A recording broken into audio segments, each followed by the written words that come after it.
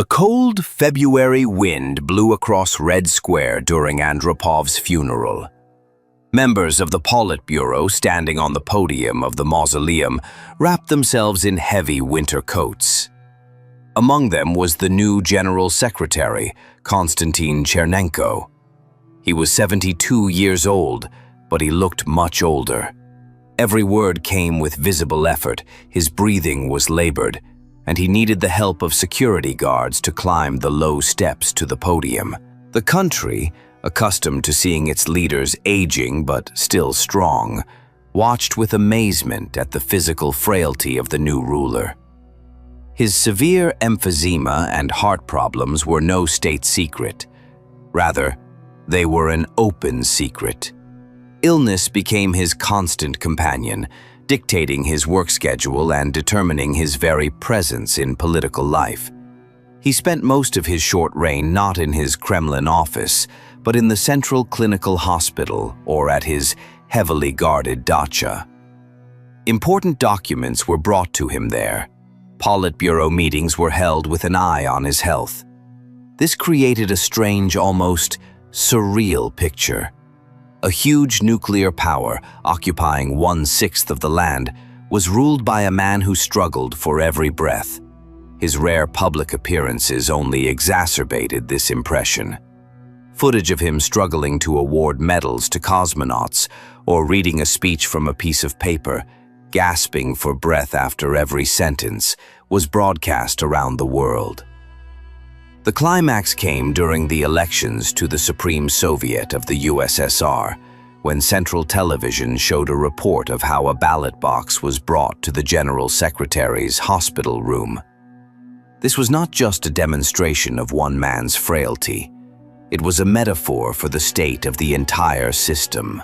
Like its leader, it was old, sick, deprived of fresh air, and living more by inertia than by internal strength. The image of a ghost in power became firmly entrenched in people's minds. Why was he chosen?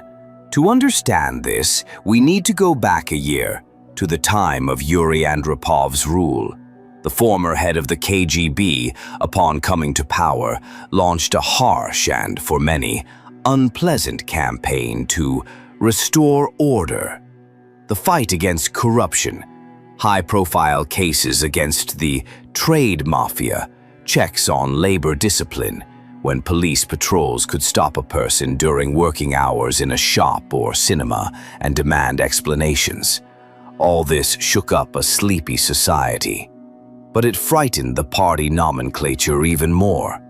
The old Brezhnev Guard, accustomed to a quiet and comfortable life, felt their position threatened. Andropov began a cautious rotation of personnel, promoting younger and more energetic managers such as Mikhail Gorbachev and Grigory Romanov. His reforms, albeit limited, broke with the established order, and when he died, the party elite was faced with a choice: continue this risky course of renewal or return to proven stability. Konstantin Chernenko was the ideal candidate for the latter option. He was a man of the past, a loyal comrade and friend of Brezhnev, the flesh and blood of the system of stagnation that Andropov had begun to dismantle. He was backed by influential conservatives in the Politburo, Defense Minister Dmitry Ustinov and Prime Minister Nikolai Tikhonov. For them, Chernenko was a guarantee that there would be no sudden changes. He was understandable, predictable, and most importantly, posed no threat to their power and privileges. His election was a classic bureaucratic compromise. It was a decision not in favor of the future, but in favor of preserving the present, which was already falling apart at the seams. By choosing the oldest and sickest candidate, the Politburo essentially pressed the pause button, postponing the resolution of pressing issues for a while longer. It was as if they were trying to hold back the hands of a clock that was inexorably moving forward. And in this attempt to preserve the familiar world, they chose a man who, like the passing era, was already living on borrowed time. living out his last days. Chernenko's career was the apotheosis of bureaucratic work. He was not a fiery orator like Trotsky, nor was he a sinister dictator like Stalin, nor did he even possess Khrushchev's peasant cunning. He was a man of paper, resolutions, and protocols. His true element was the General Department of the Central Committee of the Communist Party of the Soviet Union, which he headed for many years. It was not just an office, but the nerve center of the entire party machine. All the most important documents, ciphergrams, reports from the special services, and personal files of senior officials passed through this department. Chernenko was not just the keeper, but also the dispatcher of this flow. He knew which papers to put on Brezhnev's desk first, which to hold back, and which not to report at all. He was the perfect number two, a shadow, a loyal squire who never questioned his patron's will. It was this long-standing habit of being an executor rather than an initiator that determined the nature of his own rule. He did not come with new ideas. He came to conscientiously carry out what had already been laid down before him, trying to revive the political course of his late patron. The first such ghost from the past was the school reform, officially called the Main Directions of Reform of General Education and Vocational Schools. Conceived under Andropov, it was launched and became inextricably linked with the name of Chernenko. On paper, the goals looked noble: to strengthen labor education, introduce vocational training directly in schools, and raise the prestige of the teaching profession. But, as was often the case in the late Soviet era, good intentions were shattered by harsh reality. Schools were required to introduce computer literacy lessons, but there were virtually no computers in them. Students were sent to factories and collective farms for labor training, but this often turned into a formality, or simply the use of free child labor to clean up the territory. The reform got bogged down in bureaucracy, reports, and circulars, without ever solving the main problems of Soviet education. It became yet another symbol of the era, a large-scale, noisy campaign that yielded almost zero results. At the same time, ideological freezing began. Chernenko, as an old party ideologist, sincerely believed in the power of Marxist-Leninist doctrine and believed that all the country's problems stemmed from a lack of ideological conviction. A new wave of struggle against Western influence began. Amateur rock bands were banned, their concerts were broken up by the police, and the musicians were accused of anti-Sovietism. Control over theater and film repertoires was tightened. The newspapers once again began to echo with the harsh, uncompromising rhetoric of the Cold War era. The culmination of this return to the roots was the reinstatement to the party of 94-year-old Vyacheslav Molotov, Stalin's comrade in arms, who had been expelled by Khrushchev. This step was deeply symbolic. Sensing its end, the system tried to find support in the most rigid and orthodox figures of its past, as if trying to conjure up a bygone era.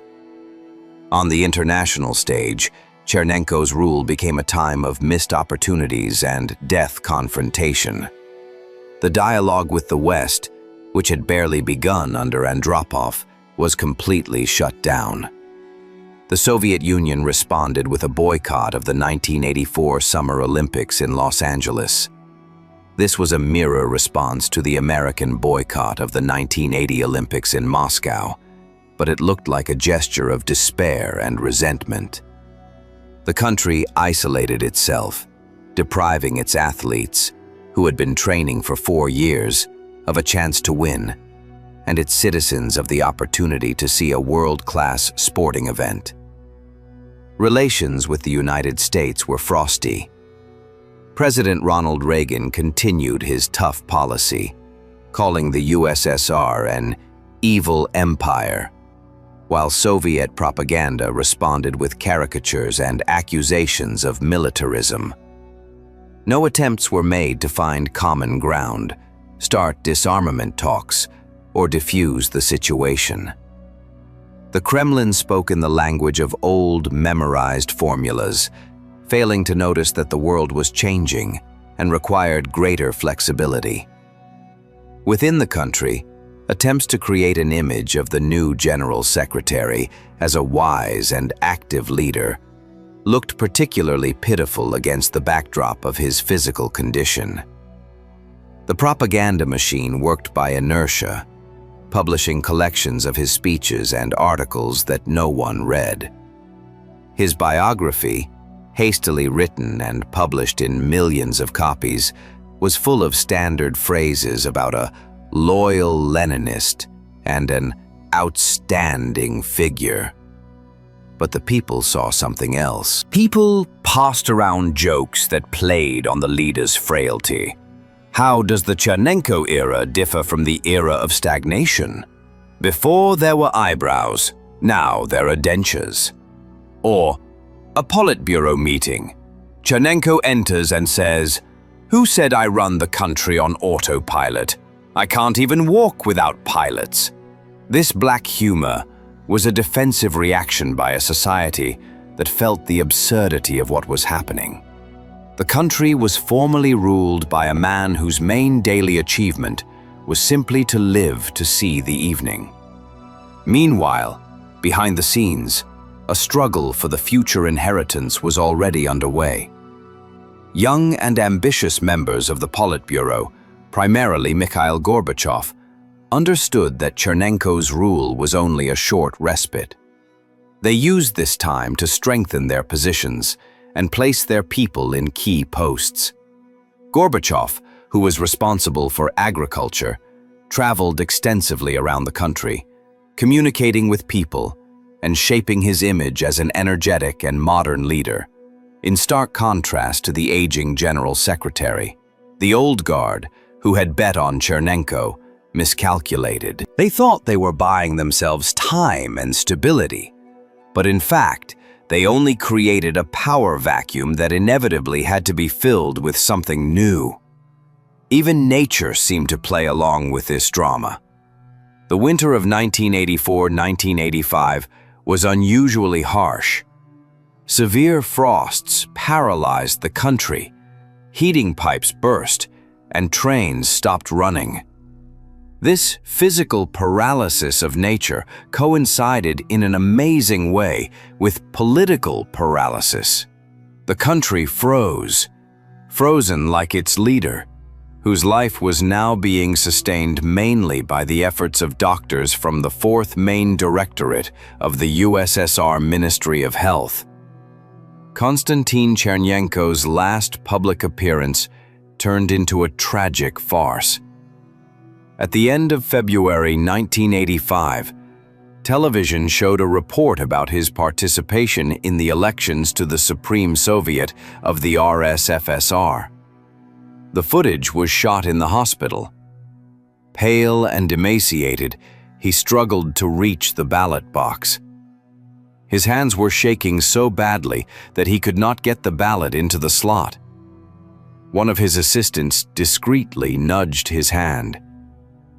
This image, full of helplessness and humiliation, became for many the final verdict on both him and the system that had brought itself to such a state. It became clear that the end was near. On 10 March 1985, at 7:20 p.m., Konstantin Chernenko's heart stopped. The next day, the announcers on Central Television changed from their usual suits to somber, dark ones. Funeral classical music played on the air. For the older and middle generations, this was already a familiar ritual, the third in less than 3 years. But this time, there was something different in the air. There was neither shock, as after Brezhnev's death, nor restrained hope, as after Andropov's. There was general fatigue, and a dull but distinct expectation of change. Everyone understood that with this quiet and sick old man, it was not just a person who was leaving. An entire era was passing away. An era of gerontocracy, stagnation, unfulfilled hopes, and endless repetition of the same thing. The same faces stood on the podium of the mausoleum during the funeral, but the balance of power had already shifted. Mikhail Gorbachev delivered a speech on behalf of the funeral committee. He spoke clearly and confidently, without notes, and in his voice, in his manner, one could already sense a new style, a new energy.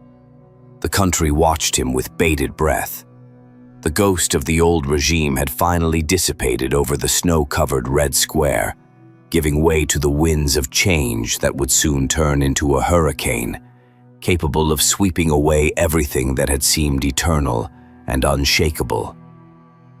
Chernenko's reign, short and colorless, turned out to be the very last, darkest hour before dawn, albeit a dawn that would bring not only hope, but also great upheaval. Chernenko's election itself was a quiet palace drama that played out in the closed halls of the Kremlin. The younger and more dynamic members of the Politburo opposed his candidacy, albeit unofficially. There was a real alternative in the person of Grigory Romanov, the tough and authoritative head of the Leningrad Regional Committee, and of course, Mikhail Gorbachev, who was promoted by Andropov himself. But the old guard feared them both. Romanov seemed too harsh and unpredictable to them, and Gorbachev too young and prone to reform. Two mammoths of Soviet politics played a key role in promoting Chernenko: Defense Minister Dmitry Ustinov and Foreign Minister Andrei Gromyko. It was Ustinov, who had enormous authority in the army and the military-industrial complex, who was the first to officially propose Chernenko's candidacy at a Politburo meeting, arguing that it was necessary for stability and continuity. Gromyko, the Mr. No of Soviet diplomacy, immediately supported him. This was a signal to all those who were still undecided. No one dared to oppose such a tandem. Gorbachev himself had to make a speech in support of Chernenko, realizing that his time had not yet come. Thus, for the sake of momentary calm and fear of change, a choice was made that only delayed the inevitable. His style of governance reflected his personality. Konstantin Ustinovich was a man of simple habits, born into a Siberian peasant family who spent his entire life terrified of making mistakes in documents. His passion was not power itself, but impeccable order in paperwork. It was said that even as General Secretary, he would personally check the spelling and punctuation in some minor memo. This meticulousness, useful for a head of office, became a hindrance for the leader of a superpower. Instead of strategic decisions, the country received a flood of ideological directives. The People's Control Committees, a cumbersome and ineffective structure from the Brezhnev era, designed to monitor everything from the quality of factory products to the moral character of citizens, were revived. A campaign began to increase the role of trade unions, which had long since become formal organizations for the distribution of vouchers and scarce goods. All this resembled an attempt to start an old, stalled engine by blowing into the exhaust pipe. The mechanism did not work, but the ritual of repairing it was diligently observed. This inertia was even more noticeable in foreign policy. In addition to the boycott of the Olympics, the senseless and bloody war in Afghanistan continued. No attempts were made to find a political solution, withdraw troops, or even change tactics. The Zinc Boys continued to arrive from the front. and the newspapers continued to write about fulfilling international duty. One of the few notable events was the official visit to Moscow of King Juan Carlos I of Spain in May 1984. It was the first visit by a Western monarch to the USSR after the revolution. The contrast between the energetic young European king and the Soviet leader, who had difficulty moving and was gasping for breath, was striking. Newsreel footage shows Chernenko, barely able to stand, presenting the king with the Order of Lenin. This visit, intended as a demonstration of openness, in fact only emphasized the physical and political decrepitude of the Soviet leadership. Meanwhile, propaganda attempted to portray him as an outstanding theorist of Marxism-Leninism. His old articles and speeches were hastily compiled into books, which were published in huge print runs and were compulsory reading in the party education system. However, it was impossible to create even a semblance of a personality cult around such a frail figure. The people nicknamed him Kucher, after his initials K-U-H-A, and this nickname, devoid of any respect, perfectly reflected the attitude of society. People were tired of gerontocracy, of endless lies on television screens, of shortages and the dullness of life. Society lived its own parallel life. While the High Tribune spoke of the struggle against bourgeois ideology, cassettes with recordings of Aquarium and Kino were passed around, and Hollywood action films were watched on underground VCRs. This internal emigration became a mass phenomenon. The country and its leader existed in different realities. Even the most grandiose projects of that era bore the stamp of megalomania and detachment from life. Active discussion continued about the Siberian River Diversion Project, a monstrous plan to divert part of the flow of the Ob and Irtysh rivers to the drying republics of Central Asia. Environmentalists and many scientists sounded the alarm, warning of unpredictable consequences for the climate and ecosystem of Siberia. But the party apparatus, thinking in terms of conquering nature, continued to push the project forward. Chernenko, as a loyal Brezhnevite, supported this idea. This was the thinking of the last century, incapable of assessing the risks and seeing more effective ways to solve the problem, such as through the introduction of water-saving technologies in agriculture. By the autumn of 1984, it had become clear that the General Secretary was practically unable to work. His absence from the podium of the mausoleum during the November demonstration became an event that was discussed throughout the country.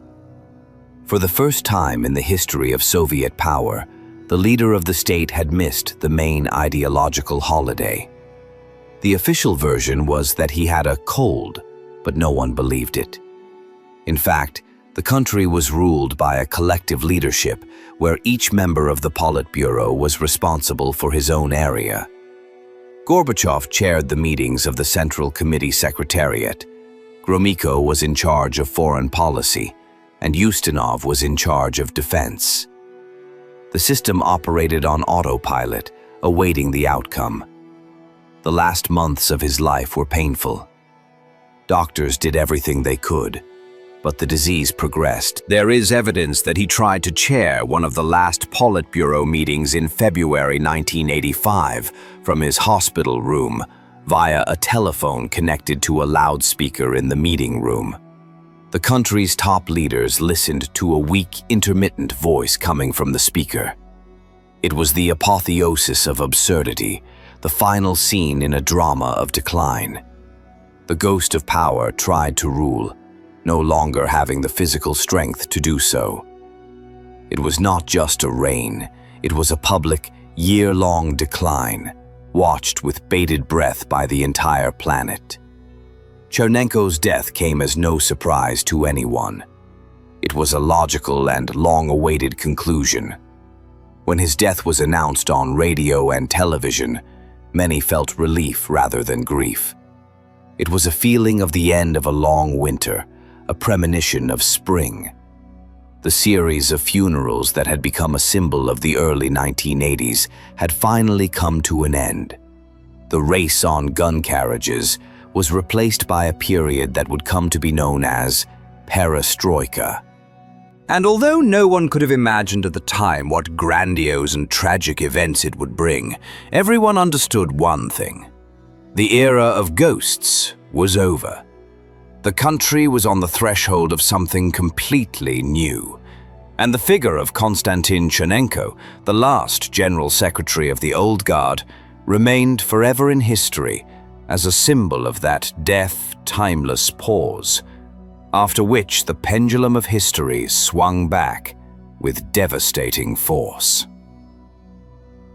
The ideological machine seemed to be trying to work twice as hard, as if seeking to drown out the creaking of its own rusty gears with the volume of its slogans. The thesis of improving developed socialism was put forward, a cumbersome formulation that essentially meant acknowledging that communism had not been built and that the existing system needed a major overhaul. But instead of repairs, only cosmetic improvements were proposed. Endless party meetings began, devoted to enhancing the role of labor collectives, strengthening ideological and educational work, and combating bourgeois remnants. These ideological rituals, conducted according to guidelines handed down from above, only provoked dull irritation among the people. The sanitized language of Pravda's editorials and plenum reports sounded like a hollow echo from the past, bearing no relation to real life, with its queues, shortages, and general sense of deadlock. Meanwhile, real life was in full swing, in kitchens, in the smoking rooms of research institutes, and in queues for Yugoslav boots. It was there, amid the hissing of kettles and clouds of cigarette smoke, that the most heated political discussions took place. There, people recounted the contents of banned books by Solzhenitsyn and Voinovich to each other, passed around cassettes with songs by Galich and the recently deceased Vysotsky, whose hoarse voice became the voice of an entire generation tired of lies.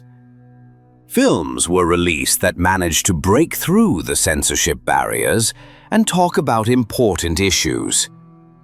Eldar Ryazanov's tragicomedy films, such as Station for Two and Cruel Romance, with their small, lost characters trying to preserve their human dignity in a world of total hypocrisy, found a much greater response in people's hearts than any party resolutions.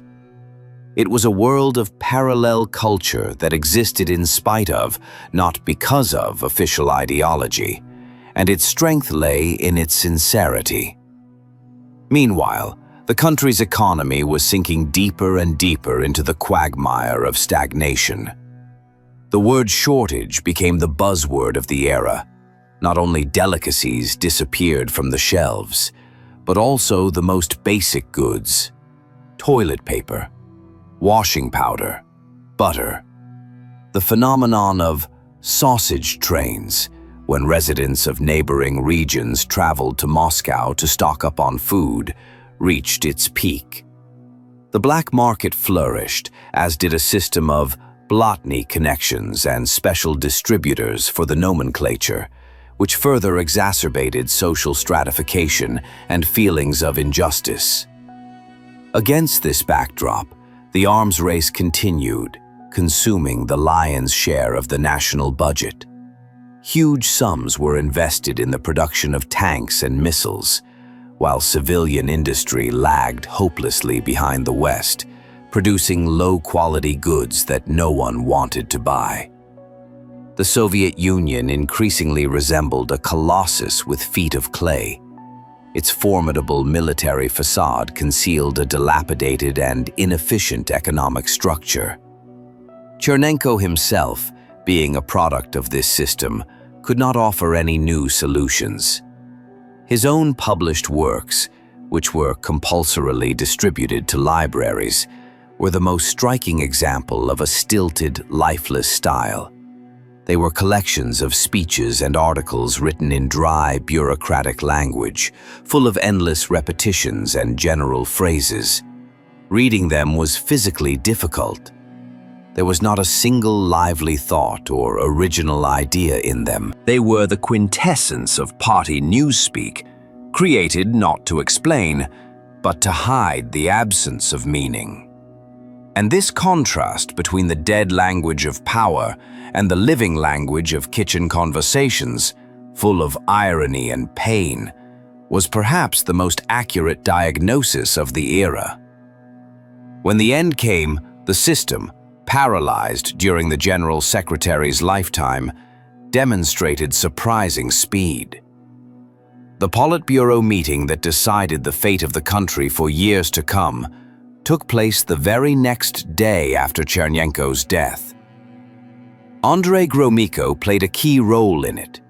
It was he, the oldest and most authoritative member of the Politburo, who officially proposed Mikhail Gorbachev as a candidate. His words, which later became legendary, were not spoken in public, but in a small circle of associates, yet they perfectly captured the moment. This man has a pleasant smile, but iron teeth. The old guard, which a year earlier had been frightened by change and had hidden behind the sick Chernenko, was forced to give way this time. Resistance was futile. Everyone understood that the country simply could not withstand another ghost leader. The choice was made quickly and almost unanimously. The era of funerals was over. An era of hope was beginning. Chernenko's foreign policy rhetoric was remembered not only for the boycott of the Olympics, but also for his harsh reaction to the American Strategic Defense Initiative, known as Star Wars. Soviet propaganda portrayed it as a plan to deploy nuclear weapons in space, which was a step towards a new, even more dangerous phase of the arms race. It was under Chernenko that Moscow's position finally took shape. Any negotiations on the reduction of medium-range missiles in Europe would only be possible after the US abandoned the SDI.